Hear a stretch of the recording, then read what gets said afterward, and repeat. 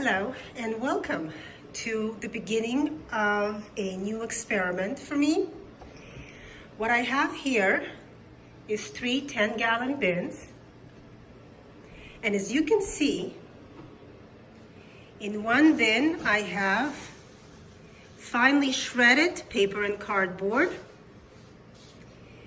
In the next bin I have sort of torn up pieces of paper and cardboard. And the last one is large strips of paper and cardboard. I already put 2 handfuls of organic soil in there. That's just to get microbial activity started. And I'm going to run these bins with about maybe a 1/4 pound of worms in each. This particular bin is going to get pureed food. This bin is going to get chopped food. And this bin is going to get whole scraps. I want to see which method of composting I like the best, where the worms thrive, where I find the least issues with springtails and spider mites.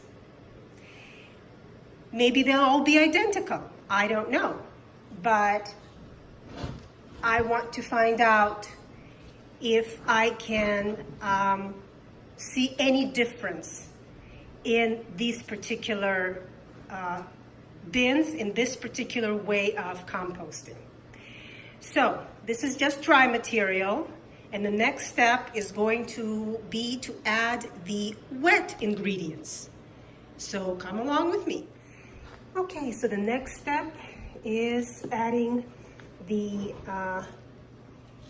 rest of the ingredients for the bedding. And right here in my bucket, I have a little bit of coconut coir that I rinsed just to make sure. I have a few handfuls of coffee grounds, 2 cups of alfalfa meal, and about 3 cups of oyster shell. And I'm going to just take cupfuls and distribute them equally in the bins, and then work the material through to get the right moisture consistency. Now I may have to add a little bit more water to the larger pieces. I'll see, I don't know. But the idea is I want the moisture to be equal in all the bins, and so if the whole pieces will take more water to equal the consistency as the shredded pieces, then that's what we're going to do, because that is ultimately the idea, to make it as equal of environment as possible. So let me finish doing this, and then we'll be back. Okay, so now I can mix the material thoroughly, and I will leave it alone and let it absorb as much of the liquid so that I can have a proper gauge of whether I need to add any more water or that I guessed correctly. But either way, this material now will sit for about a week and build up microbes and bacteria and all the good stuff so that the worms do not go into a sterile environment. I personally do not like to do that. I do not like to put worms in a just started bedding. You don't know if the bedding is going to go through a heating process or what. It's always safer, at least in my experience, to do it ahead of time and let the material go through what it needs to go through within the first few days.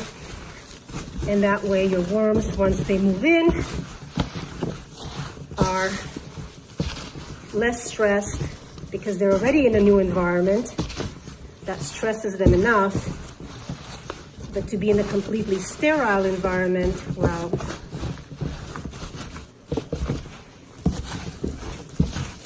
so this actually looks good. Now, if you have water that has chlorine in it, I would recommend that you let the liquid portion of the bedding sit for 24-48 hours before you put it in to your bedding, letting any fumes evaporate, and then it'll be safer for your worms. We have a whole house filtration system that is supposed to eliminate all that. So just know where your water is coming from to be on the safe side.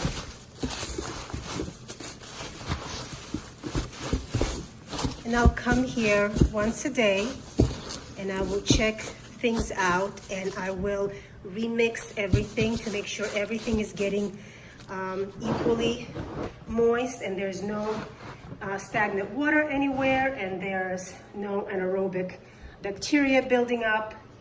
And then I'll introduce the worms. Now, the second part of this experiment will be to see if we have a larger population of mites and springtails in any of the bins.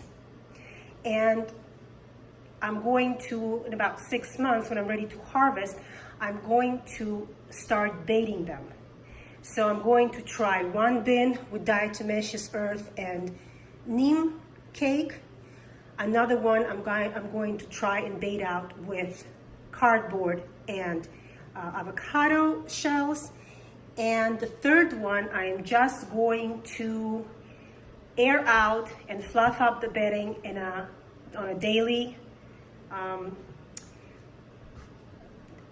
fluff up the bedding daily, and see if just aeration enough will create less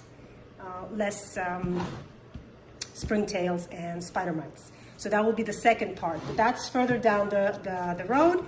And so let's start this experiment off. Let's call it, I don't know, the Goldilocks experiment. Maybe one is too small, one is too large, maybe one will be just right. We'll see. Thanks for joining me, and please tell me what you think.